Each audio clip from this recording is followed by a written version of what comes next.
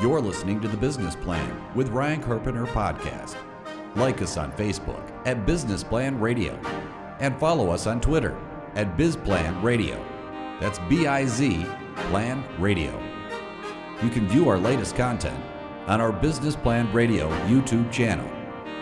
The Business Plan with Ryan Carpenter airs Monday nights at 7 on your community station, 89.7 in mid-Michigan, or online at lccradio.org.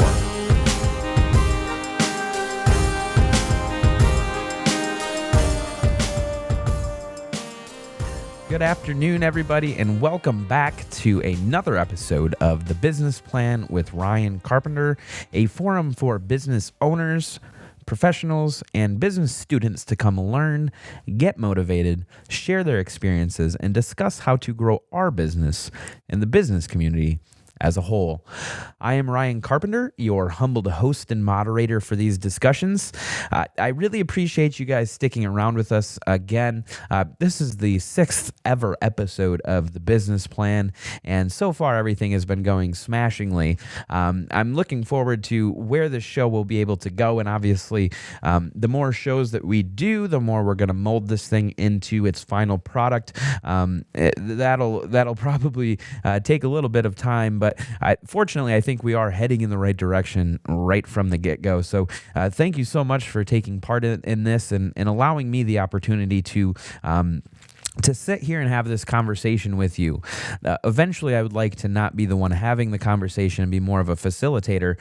However, obviously, with the in the beginning stages of this show, we're only going to be somewhat limited to the conversations that we can have here in the studio, especially since we are currently pre-recording here. Still not sure when we're going to be going to the live format, and obviously, we will keep you all posted as to our advancements with that. That being said, I do kind of enjoy being able to sit and have these conversations with the business owners and some of the guests that we're bringing in. And to be honest with you, it does seem like these hour-long shows are starting to get to a point to where we're not having enough time. But that being said, I really think that we are heading in the right direction. Now, are we going to eventually turn this show into a 2 or 3 hour show? I don't know. I would love to be able to do that just because, like I said, I feel like we don't really get enough time in the show to really touch too much in any specific topic itself. So we're kind of a little bit vague right now. And that's a good thing because I'm speaking to a general population so that we can increase our listenership to this program. And so the more specific we get, obviously it's going to cater to less and less people. So it's not really a big deal, but we are going to be a little bit more generic in the beginning and in the initial shows, just so that we can really benefit more people and so that we can have more of a general business conversation to get everyone involved. Once everyone's involved, then we can really start diving in. We're going to be bringing in professors as well here down the line. We haven't done that yet just because we haven't really dove too much into a specific topic, like I said. So hopefully here in the next few weeks, we'll be able to really start getting into more of an educational piece, or at least adding an educational piece more so to the program. But for now, it's kind of it's more of a motivational thing to hear other people's stories and to see that, yes, other people have gone through this as well. You are not alone, even though it feels like it every single day as a business owner. So that's kind of the main goal of these first few episodes. And I really appreciate you guys humoring me and being a part of this so far. Every single week I put this out there, and I'm going to continue to until we're a little bit more established. But from a housekeeping standpoint, if there is any topic or subject or maybe even business owner that you think would make a good guest, we would love to be able to have that conversation with you and to get that feedback. We don't necessarily know everything or know what it is that you guys are lacking or seeking out from an information standpoint. So, let us know that. We would love to be able to put a show together specifically to to show you some of that information. And so this show is for you all. It's not a show for me. And so I need you guys to communicate with me in order to develop that content that's going to most benefit you. I can put together shows that I think are going to be beneficial, but again, like I said, I want to get that feedback from you. So please either like us on Facebook or follow us on Twitter, or shoot us an email sometime if something pops into your head of a topic you might like to hear some more information on. Our Facebook page is facebook.com/business plan radio. That's facebook.com/business plan radio. Our Twitter handle is at BizPlanRadio. That's at BIZ Plan Radio. And email is probably the best way for you to get a hold of the program, especially if you want to come on as a guest or if you have a suggested topic or a suggested guest as well. The email is probably going to be the best way to get in contact with us for that specific purpose. And our email account is businessplanradio@gmail.com. That's businessplanradio@gmail.com. All right, so now that I got all of that out of the way, I kind of want to set the stage for today's show. We have a great show for you today and a wonderful guest. Each week we want to have either a business owner in or a professor or someone involved in business. You can either be involved with a nonprofit that supports business functions, or you can just simply be a new networking event company that's trying to get people involved. I don't care what it is. All that I care is that we bring in businesses that are going to be able to shine some light as to what it is that they're doing or some things that they've gone through that have allowed them to get to where they are. To provide some of that information in terms of what has helped you to attain that success so that we as listeners can learn from what it is that they've done. What have you done that doesn't work? We'd love to hear that as well. This can be an opportunity for us to bring down the learning curves when it comes to business. As business owners, most of us have gone through a good amount of the negative sides of business. We've dealt with the bad clients. We've dealt with, with having to, really scrounge around to get the money to cover the bills for the month. We've all been there at some point in our life. We've tried to implement strategies that just haven't worked out. And so, really what I want to do is say, hey, okay, if that is something that you have done and it hasn't worked, let's let other people know about that so they don't make that same mistake. If there's something that you've done that has been successful, let's also let them know about that so that they can take advantage of what you have already learned and don't have to reinvent the wheel. Let's bring down that learning curve time and let's come together as a community to figure out ways in which we can lift each other up.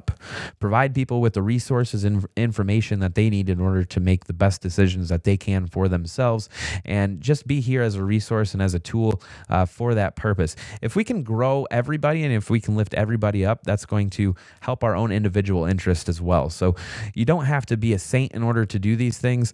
You can still have ulterior motives, but at the end of the day, if we help each other, it's going to move us as a society a whole lot farther along. So hopefully, I doubt that this program is really going to have that great of an impact, but hopefully at the very least it can get that conversation started and be that platform that really provides us with an opportunity to do so. So that is in a nutshell what we're trying to accomplish from a program standpoint. Our guest today is a real estate agent by the name of Paul Brown. He is a broker with the Keller Williams Group here in Lansing and is a part of the Gateway to Homes team, which I will have him explain a little bit more. Real estate is set up a little bit different than most industries. There's a specific roadmap that you have to follow. You typically have to get in underneath a broker and work that process for a couple years before you get a chance yourself to become a broker. And at that point, you can pretty much go off on your own or continue with a company like a Keller Williams or a Coldwell Banker, any of those types of companies that you've all seen advertisements and signs in the roads for. Typically, that's how it works: is you align yourself with an organization like that to tap into the national advertising and resource databases and tools that they, as a bigger entity, are able to use their purchasing power to put together for you and to make your life a little bit easier. So there's kind of a weird way to go about it. There is a very step 1, step 2, step 3 process to this industry, and I will hopefully have Paul talk a little bit more about that. But I wanted to bring him in today because that industry just got out of one of the biggest recessions that they've had. We've all been negatively affected by the bubble burst that happened back in 07 or 08, and it has affected everybody all across the country. You've seen foreclosures everywhere, people losing homes, and it's been a very nasty process. Typically, that's the type of process that causes a lot of businesses to fail as well. And a business's ability to handle those downturns are going to be the biggest proponent of them being able to come out of it and for them to be able to have longevity as a business. So I wanted to bring him in to see what some of the things that they were able to do to get through that downturn so that we can all kind of maybe see things a little bit differently in terms of, obviously real estate's going to be a little bit different than, whatever your business is, but at the same time, the concepts are all going to be pretty much the same. So I'm going to have Paul on to talk about that. It's going to be a great show, and I hope you stick around with us. This is the Business Plan with Ryan Carpenter. We're going to go to a quick break, and when we come back, we will have Paul on to talk a little bit more specifically about himself and real estate. Again, this is the Business Plan with Ryan Carpenter on your community station, LCC's 89.7 WLNZ Lansing. You're listening to The Business Plan with Ryan Carpenter podcast. Like us on Facebook at Business Plan Radio and follow us on Twitter at BizPlan Radio. That's B-I-Z Plan Radio. You can view our latest content on our Business Plan Radio YouTube channel. The Business Plan with Ryan Carpenter airs Monday nights at 7 on your community station, 89.7 in mid-Michigan, or online at lccradio.org.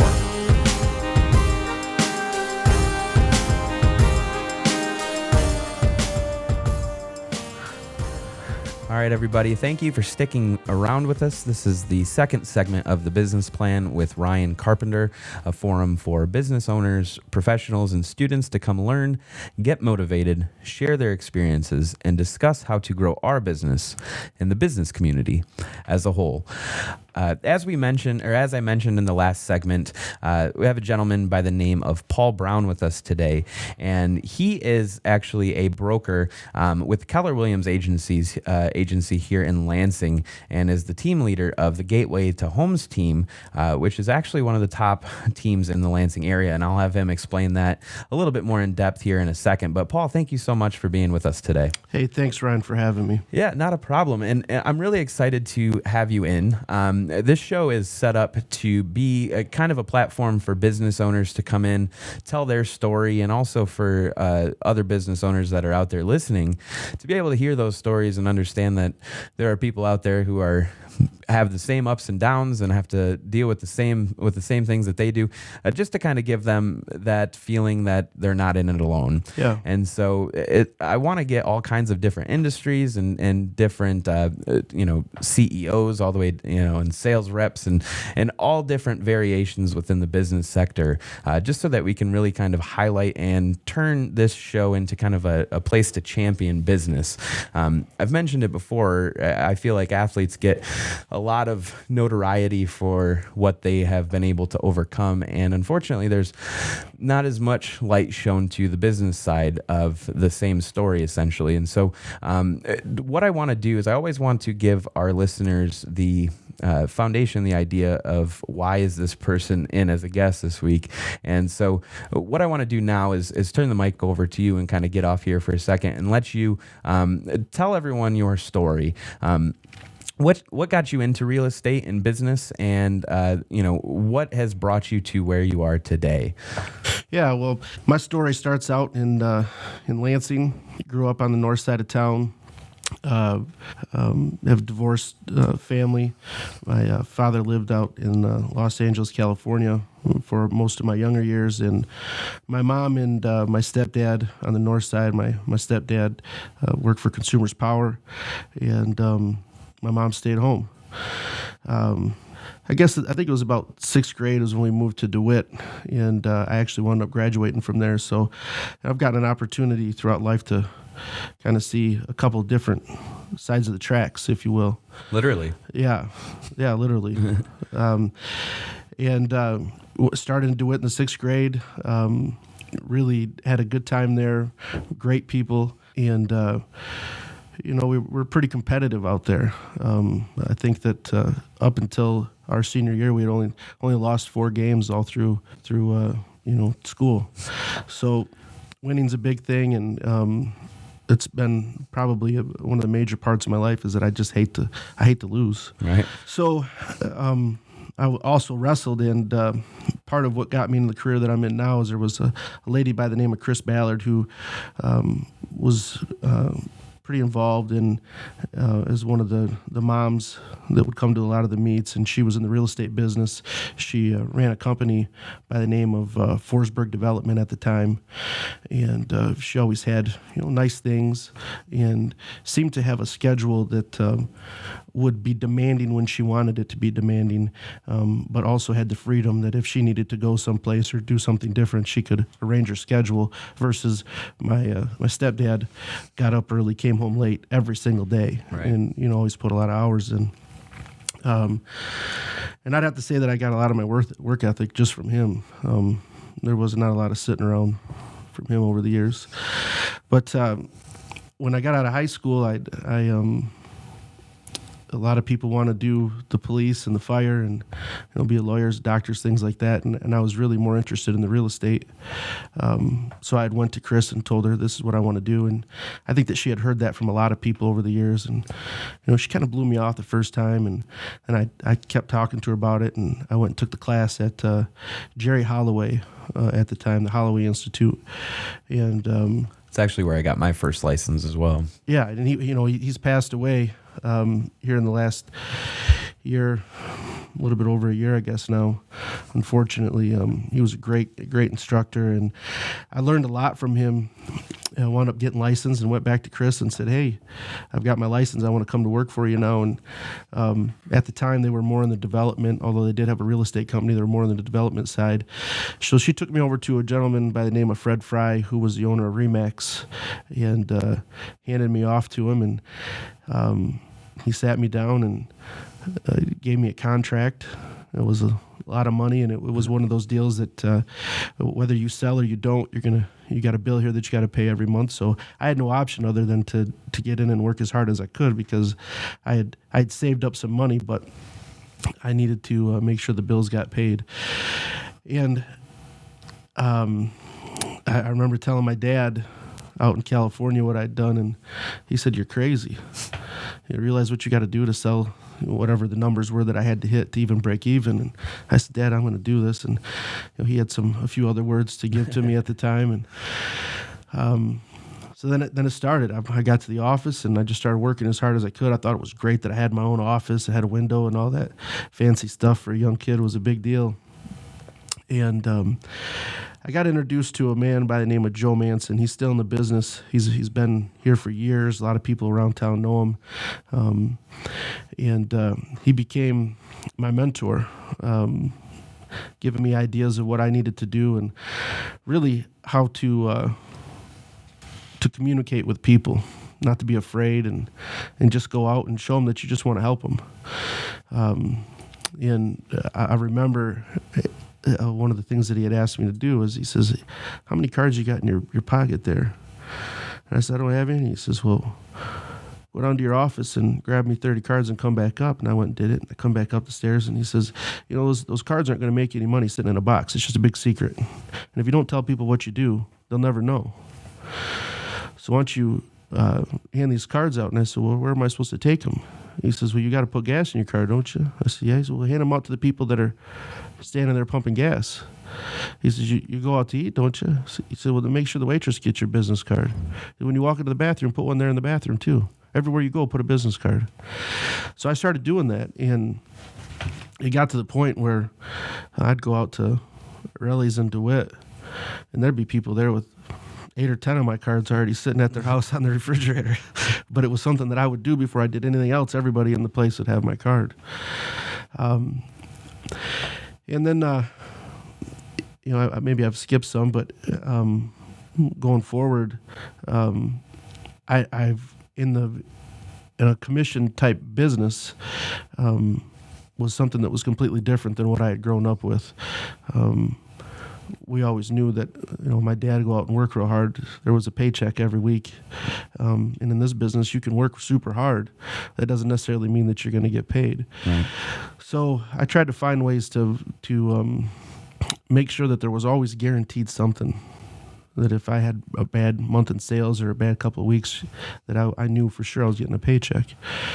And there was a gentleman by the name of Dave Whitcomb, who was an agent at our office, him and his wife Joan, and they've since passed, that had people that would come into the office. They'd come to the front desk, and the secretary would ask, "Would you like a receipt?" And I said, "Man, he sure does have a lot of people coming in to, give him money every month." And that day or the next day, I ran into him at the copy machine. I said, "Dave, how many rental properties do you have?" And he says, I really don't know, 20 or 30, somewhere in that range. And I thought, that's unbelievable that somebody could own real estate and not know how many that they have, Right. So I had sat down and tried to figure out a way that I could get into the business and buy a couple of houses and help with making sure that I had a monthly income coming in. My goal was to buy 10 places, and I bought a house, found out a way that I could get some financing, went and bought a house, and I bought another house. And before not too long, I had probably 17 or 18 places. And at the time, I wouldn't go out and make a big purchase unless I had enough homes that would cover the monthly expense. So if I needed a new car or something like that, $500 payment, I'd have to go buy 3 or 4 houses that would make up that monthly payment that was coming in, just in case I wasn't selling houses. Right. Because it was hard for me. I was a young guy, 50 pounds lighter than I am now. I looked like a little kid, and going to meet with clients was interesting. 19 years old, meet with a guy who's 60 years old, doesn't think that I have a clue of what's going on, and he was right. I didn't. Right. So I had bought several homes, and in the meantime, I'm still out there every morning, every day, trying to list houses and get my name out there. I'd taken a class called Sweat Hogs. It was Floyd Wickman, and basically the goal there was that you go in and we'd have to take this class once a week, come back to the office, and just grab a phone book and call people. And I had made a bit of contact with a guy by the name of Bruce Depew. And I call him, and he'd get back with me, and we'd just go back and forth, and he never had the time to meet with me until one day. And I go over, and I got this spiel down for him about, what I can do for him and how hard I'm going to work. And he asked me a few questions. We're standing outside in the driveway out front of this house, and I said, "Mr. Depew, I'll work real hard for you, and I'll make sure that we get this place sold for you." And he went from staring over the top of his glasses, looking at me like, this kid doesn't know what he's talking about. And by the end of the conversation, he says, I got 13 houses I need to sell. And I thought, man, I've just hit the lotto. Right. This is something else. I make a few phone calls in the phone book. I probably made about 100 phone calls in the phone book, and you had a lot of people not saying very nice things to you. Oh, yeah, for sure. And then all of a sudden, here I am standing there talking to this guy that went from looking over his glasses at me, thinking that I'm an absolute idiot, to I've convinced him that I can do a good job for him and sell these places. And through that, I developed a great friendship with him. He had retired from Mason School District and was kind of forced into it because of a heart transplant, and took that as an opportunity in his late 50s to start buying houses. So he had acquired quite a few homes, and he became. I don't know if you've ever read the book Rich Dad Poor Dad. Mm-mm. But he was kind of like. I guess I would say that he was kind of like another father figure to me, helping me out with, here I am trying to not only list and sell houses, but buy homes at the same time in rental properties. And this guy who had started at a late age and had acquired quite a few homes at the same time. So I wound up listing and selling his places for him, and I actually wound up buying a bunch of the houses from him for myself, and that helped me start my income, my rental properties. So moving forward, I did that, sold quite a few houses my first couple of years, and bought quite a few houses, and got to the point where I wanted to really take it to the next level. Now I'm probably fast forward about 5 years, and I'm in my early to mid 20s.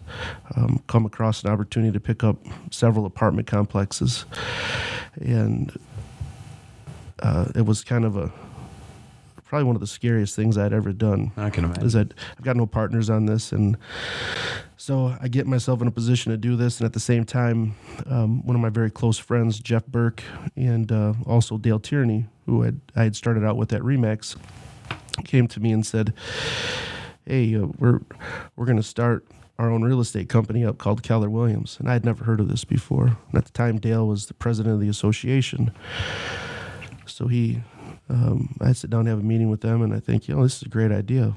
I'll get involved in this. So I'm buying apartments, and now all of a sudden I'm helping open up a real estate company that has literally 3 agents in it. Right. And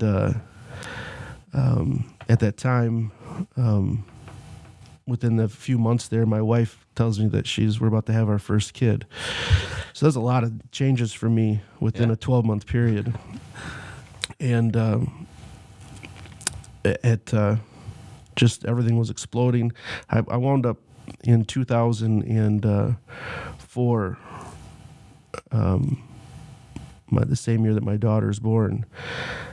I've now acquired over 300 houses and apartments, and we've got this real estate business that it was a real bad time to start a company with only a couple of agents. Right. And here we are sitting there with 6,000 square feet. We don't even have phones in the place for the first month, So I was driving down the road, and I hear a mortgage company start talking about 100% financing or 125% financing, and I'm thinking, this is crazy. What a great time for me to get rid of everything that I've got. Right. So this is January, I guess, and in February I put everything that I had up for sale. And by November 15th of 2004, I had sold all but 2 houses, and tried to focus more at that point on the actual real estate business. And here we are with this great big beautiful office. We've all got windows, and it's a brand new building, but we've got myself, Jeff, and Dale, and we've got to figure out a way to get to grow this company. So, like I said, I'd gotten rid of the properties, and we start growing this thing, and it was a struggle because the rest of the country saw a fall in the real estate in 2008, but it really happened to us in 2006. Late 2005, early part of 2006, it just crashed here. Right. And not a good time to be trying to grow a real estate business, because who wants to sell real estate when there's nothing, nobody's buying or selling? Yeah, that's actually, I had actually gotten my real estate. I'd taken the class, the 40-hour class, and passed the state licensing exam right at the same time. So right when everything was crashing, and I didn't end up taking any of my refresher courses because of the same thought that you just had. I mean, who wants to get into it when it's on the bottom, you know? Yeah. So we just, we met weekly to try to keep things moving. And I think with a lot of businesses, you get this where you think that when you started off that it's going to be all fun and growth is going to be great. And the reality is that there's a lot of struggle that's involved in anything that is, that I found out, anything in life worth having has never been very easy to achieve, you know. For sure. In this industry, or this business for sure, is one of them that we believed and knew that it was worth pushing forward. So we had to write a lot of checks, keep the doors open, and eventually the business started to turn around. The market made a shift in the other direction, and I think it was probably right about the time that things were crashing that I had another friend that owned another smaller company here in town, Gateway to Homes, and I've been talking to her and bugging her a lot, actually, trying to get her to team up with me. And it was Gateway to Homes, Chris Rechko at the time. She's since married. Her name's Chris Dean now. And eventually she said, yeah, I want to talk to you. Talk serious about doing something. So now I've, from my original conversation with her, I've moved forward where I actually am a partner in a real estate company, so I can't really walk away from that. Right. And we sat down, we figured out a way to kind of make Gateway to Homes, who's been around for over 40 years, a sister company or a partner to Keller Williams. And about 3.5 years ago now, I teamed up with Chris, and we were in a little house that we had been in for over 40 years, and just a few months ago moved over to Willow and Waverly in a new building there, new to us anyways. Right. And over the last few years, we've had tons of growth on both sides. Keller Williams is in a whole close to 140 agents now. The Gateway team is pushing, and that's just right in the around 20. Lansing area. Right? Yeah, just in the Lansing. You know, when we first got into this, it was always Keller who, and that was kind of a national thing. It started in Austin, Texas, by Gary Keller and Joe Williams, and this was in the early 80s, and now it's the #1 real estate franchise in the world. Solid. Well, we're going to go to a quick break, and when we come back, we will have Paul explain a little bit more about the real estate industry itself and some of the things that him and his team implemented that allowed them to get through the downturn in the market. You're listening to The Business Plan with Ryan Carpenter on your community station 89.7 LCC's Radio, WLNZ Lansing. You're listening to The Business Plan with Ryan Carpenter podcast. Like us on Facebook at Business Plan Radio, and follow us on Twitter at BizPlan Radio. That's B-I-Z Plan Radio. You can view our latest content on our Business Plan Radio YouTube channel. The Business Plan with Ryan Carpenter airs Monday nights at 7 on your community station 89.7 in mid-Michigan, or online at lccradio.org.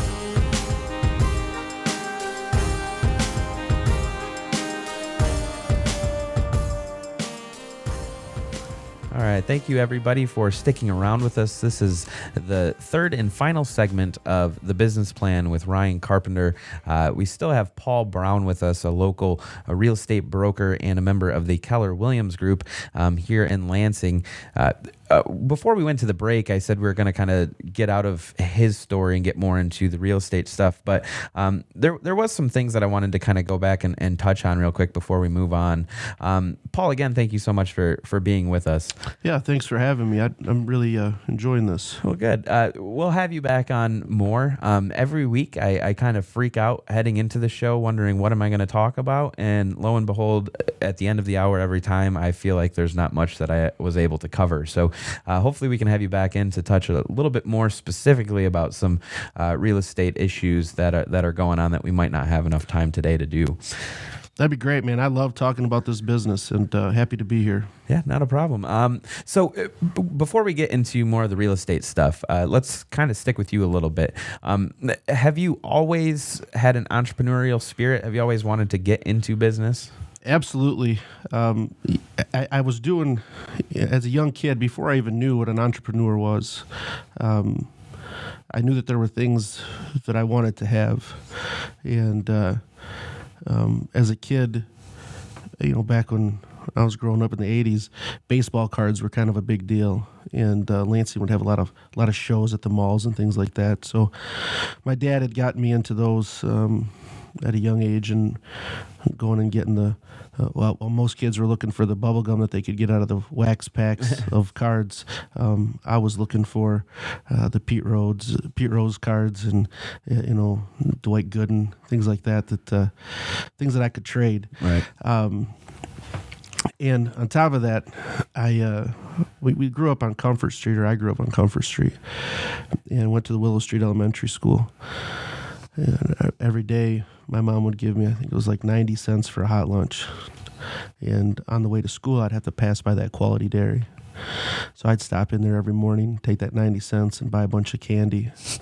Things that I knew that the kids that rode the bus to school didn't get an opportunity to get, So this went on for quite a while, actually, where if you opened up my desk in the second or third grade, it would look like a party store on the inside of it. And I could turn 90 cents into $3 or $4 pretty quick. So like I said, before I even knew that I was an entrepreneur, here I was in sales at a young age, just trying to get ahead. Some of the other things that I did, there was a party store right on the corner of Willow and Comfort Street, right on the southwest corner there. And I couldn't ever get those people to give me a job.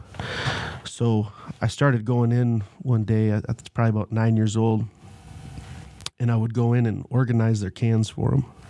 And I did this for a couple of weeks until finally the guy just said, I can't let you keep doing this without giving you something or paying you for it. And I said, I got nothing else to do.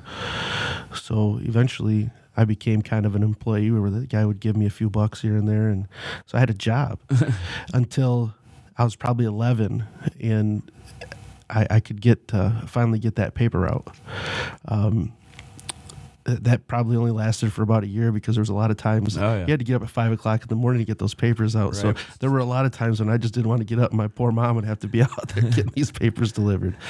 But yeah, when it comes to the entrepreneur thing, definitely. I've never wanted to work for somebody else. I always wanted to do my own thing and kind of create my own destiny. Right. Before we went to the break, you were you started talking a little bit about your real estate career and what got you to where you're at now. When you had first started out, you were a young guy, and I have kind of gone through that similar experience. Fortunately, on the media production side, there are some benefits to being a younger guy, some perceived benefits, at least in terms of people feeling like you probably have a better touch of the technology than a middle-aged man would. Sure. So there are some benefits there. But going in and being able to meet with CEOs of Fortune 500 companies and being a 20-something with nowhere near the amount of experience that they had, it was kind of a daunting task. But so you said that you obviously were handing out cards and doing that. What were some of the other things that you were doing as a young real estate agent that allowed you to sort of get that legitimacy in the business? I realized at a young age that in order to be successful at anything, you have to do your absolute best at whatever it is. And you have to truly care and be passionate about whatever business that you're in. I think that when I look around and see other industries and the people that are extremely successful might not always be the smartest guy. Maybe they're not even the hardest working, but generally they have more passion than anybody else does in the industry. And things as simple as, a guy that collects cans. I remember reading years ago about this guy out at Michigan State that would go around and collect cans. Willie? He was pushing upwards of $100,000 just in collecting cans. And I thought, when you look at different businesses, he is the absolute best can collector that there is, right? Right. And he makes more money than he probably ever would have imagined that he could do. But it's because he's the best one out there. Right. When you look at churches, for example, weren't really designed for a minister or a preacher to be making a ton of money. But the best preachers out there just do, and it's a natural thing. So focusing more on being the best that you can be at your position versus how much money you can make at it is really where I would say the best way that you can rate your success. And the technology in this business is a big deal, but it changes all the time. Right. And it's hard for one person to just keep up with what's going on with the technology world. Focusing on being sincere and truly caring about what you do, showing the passion, is, in my opinion, absolutely the most important part of any business that you get into. What were some of the things that you kind of picked as what you wanted to increase in order to make yourself that industry leader? Well, back when I first started, every Monday we'd get a new book, and it's since changed to it's online. So anytime there's a new listing today, it's automatic. It's an immediate thing. But when the book would come out every Monday, I would take it and I would highlight all the new listings that had come out. I wanted to make sure that I knew the market better than anybody did. So if you asked me about a house, or if you asked me about an area, I would have a pretty good idea of something that was an immediate home that was out there that was available to you. Right. If you asked me values on subdivisions, streets, things like that, I had a pretty good idea. And if I didn't, I wasn't afraid to say, and still not, that I don't know the answer. It's a good answer, and I'll get back with you. Right. So again, knowing your business, being passionate, are the most important parts.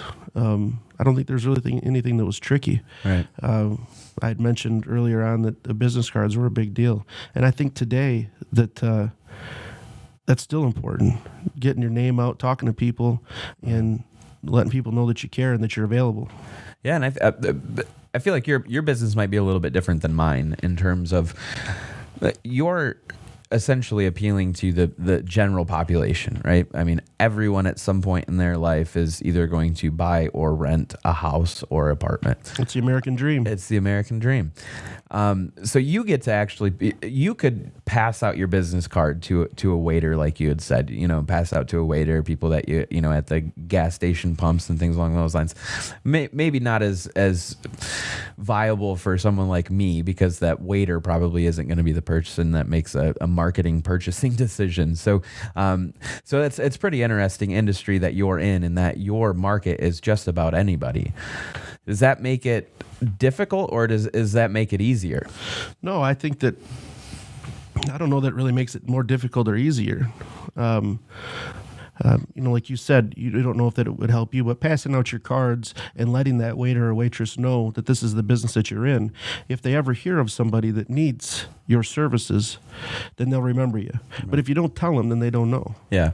And in the marketing field, we call that top of mind, right? Not everyone's always in the purchasing decision, but when it is when they do enter into the purchasing process, the person that they think of first is considered top of mind and is 99% more likely to get business than someone that they're not, that they don't think of instantly. So it's just really about trying to take up that landscape in someone's mind in terms of real estate equals Paul Brown, right? Yeah, absolutely. Every time you think real estate, you have to think Paul Brown or Keller Williams, Right. or both. Yeah. But I want to make sure that the people that that are out there looking to buy or sell a home, that I'm the first thing that pops up. Right.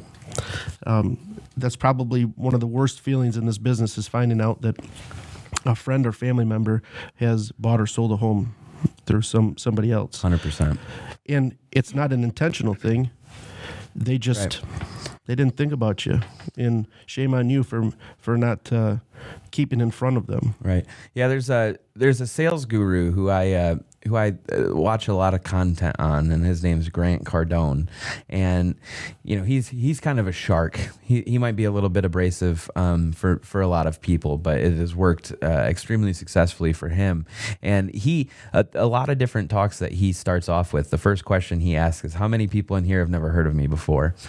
And every person that he raises their hand, he then basically views that as him not having done his job. Because if people don't know who he is, then they can't seek out his service. So he has done himself a disservice by not allowing people to know that he's in existence. So that's kind of what you're getting at there.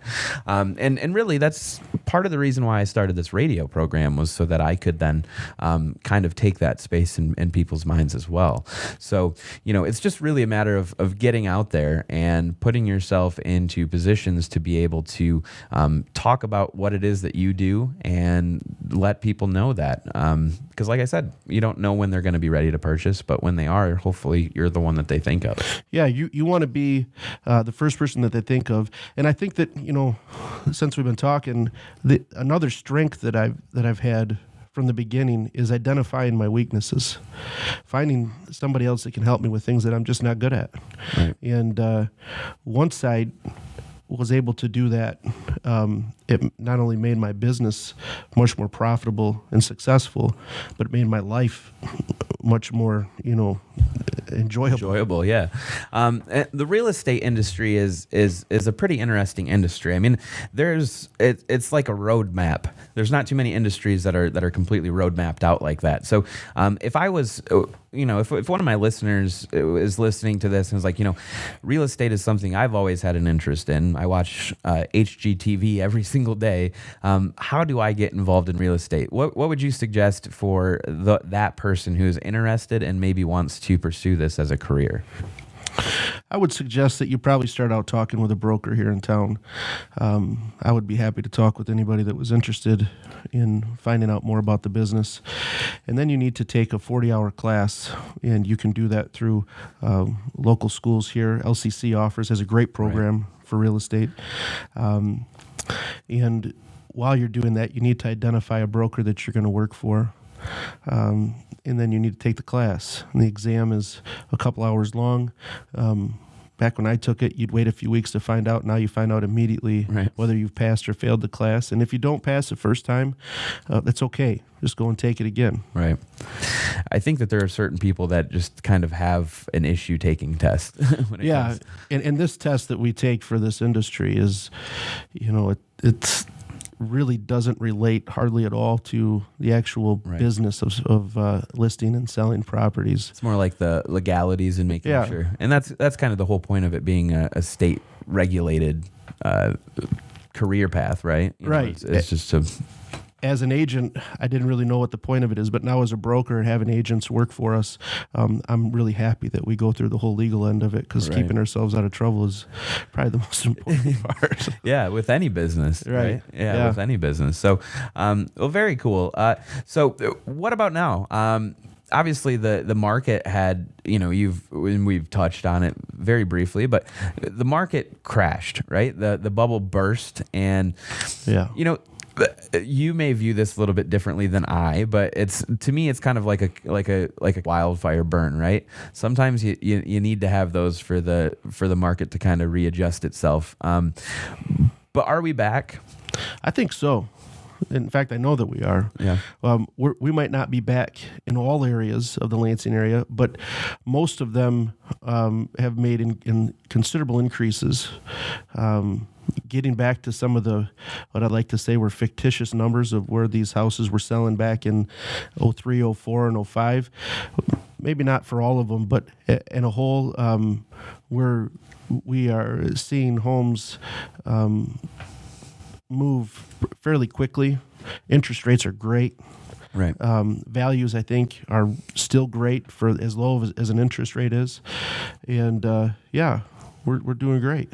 So, in terms of that, well, obviously we're not back to where we were, right? Right.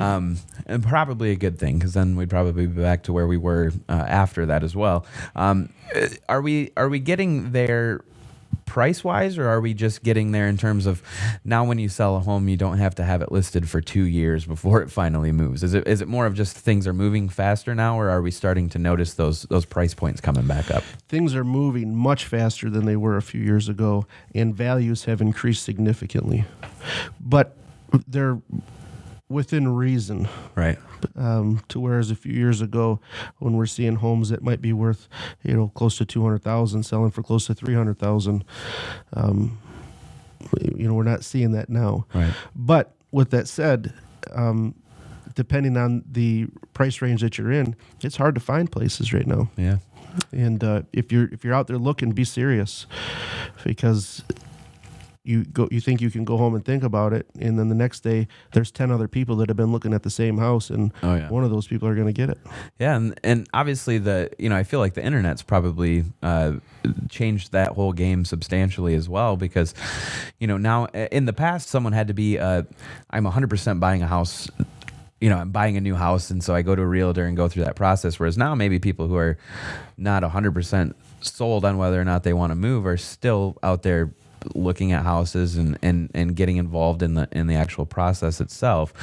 So there's more connection there. So when a optimal listing pops up, now you have thousands of people that are looking at it instead of maybe just the 2 or 3 that were with an agent at the time. Yeah, you used to have to go through a book or go through a magazine. Now you can look at, and we always had the book, so you had to go through the agent to find this information out. Now you can look at it at 2, 3, 4 o'clock in the morning, and I'm not going to be awake out there. You can get it off from the internet and call me in the morning, and we'll go look at the house. Yeah, well, you'll wake up with an email account, right? Yeah, right. I mean, you got to, yeah. So, I mean, these tools have obviously, they've had to have made things a little bit better, right? But I'm sure that they probably pose their own issues as well. How have you guys basically taken the technology that's out there now and turned it into this is our new process and made that a process within your own business? Well, because there's not a lot of inventory out there, and there seem to be quite a few buyers right now, getting people into a home as quick as you possibly can is pretty important. The technology now, where when a home is listed through syndication, the buyer can go out there and search several different sites to find places that are listed immediately and get alerts as soon. So if I list a property and you're interested in something like that, I might not even have to give you a call, because as soon as it hits the market, you're going to get notified. Right. And years ago, I'd have to get the book that was already a week old by the time it was published, and that house might be already gone because somebody's driven by it, called their agent up and say, hey, this house over on Main Street is the sign just went in the yard, and we've sold it before the book's even gotten put out. Right. So that's helped us a ton. But now it makes us available, or we need to be available all the time. Right. Yeah. So, I mean, a good problem to have, right? Right. I mean, but I will say, have you noticed any negative issues with it, like in terms of, like the whole WebMD kind of phenomenon, whereas now everyone, when they go to their doctor, is basically telling their doctor, this is what I have, and here are my symptoms. Have you noticed a lot of people coming in with a little bit more, and I'm using air quotes, which you can't see over the air, but a little bit more knowledge in terms of the market? You do tend to have more people that are real estate professionals that don't actually have the title yet. But I think that probably another problem that we have with it is that, a house goes off of the market, but you've just gotten the alert for it. Right. So I call the agent and I want to show it, and they say, we've already accepted an offer. And I call you back and you say, well, it just went on the market. Well, because it's so accessible, right, there's things are moving so much faster now. Right. So then you'll call me back 3 days later and say, I just spoke with the agent. Well, they said it's for sale, and I called the agent up, and the deal fell apart. So, everything's more accessible, but still things are, they sell quick, and until you actually sit down at the closing table and sign the papers, it's not a done deal. Right. Too many times they change. So I think that it's forced us to be as much on top of everything as we can, and there's the goods and bads, right, because of it. But I'm happy with the technology. I think it's helped out our industry a ton. Oh yeah, every industry. I mean, that's the whole point of the technology, is to really streamline things. And like you were saying, I mean, now you have the ability of selling a house 24/7, right, and you don't have to be up when it's happening. So that's obviously a good thing. Well, very cool. One thing about Gateway to Homes is you guys have really kind of specialized in foreclosures, and that probably has kind of helped you guys when the bubble burst. How is that going right now? If the market is back, is there less foreclosures that are around? How's that all working right now? Absolutely. We've had to, just like any other industry, when things change, you have to retool yourself. And through growth, we've grown our team substantially and have focused more on the traditional home sale. Foreclosures, I think, are something that will always be around, right, but we're down substantially in the Lansing area. So with that, if in times before you couldn't afford your home, you couldn't afford your payments, people were just walking away because they couldn't sell them. They were way upside down in their houses. Right. Now, if they come across that same situation, because incomes change all the time, if they can't afford their house, there's probably a good chance that we can get them out of it without it having to go into foreclosure. So the values are kind of coming back up, essentially, and kind of offsetting that upside down situation to where they just had to walk away because they couldn't even sell it, right? Absolutely. Cool. Well, again, we're in that position where we're coming up against the hour, and I still feel like we haven't really talked about a whole lot. So you and I, once we finish this up, we'll talk a little bit and come up with another time for you to come back in, because I'd like to be able to talk a little bit more specifically on some of these real estate topics, because it affects everybody out there. Everyone has to live somewhere. So we'd love to have you back, and I'm sure that you're going to be willing to do that. Absolutely, Ryan. I enjoy this. Perfect. Well, thanks again for coming in. Everyone out there, again, you can always communicate with us through our social media channels, Facebook and Twitter. Our Facebook, you can find us at facebook.com/businessplanradio, and you can find us on Twitter at bizplanradio. That's at BIZ Plan Radio. If you have suggestions for guests that we should have on to our show or topics that you would like for us to cover, you can always email us at businessplanradio@gmail.com. Again, that's businessplanradio@gmail.com. Thank you so much for sticking with us, and we will let you know who our guest is going to be next week at some point here in the next few days. So you have been listening to The Business Plan with Ryan Carpenter on your community station, LCC's 89.7 WLNZ Lansing. This has been The Business Plan with Ryan Carpenter Podcast. Like us on Facebook at Business Plan Radio, and follow us on Twitter at BizPlan Radio.